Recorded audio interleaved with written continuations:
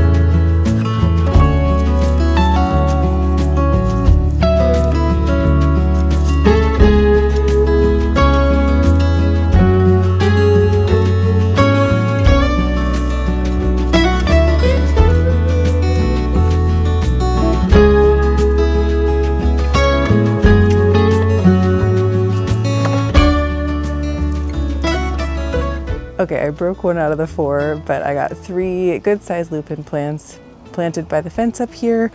Hopefully they will give me some blooms this year.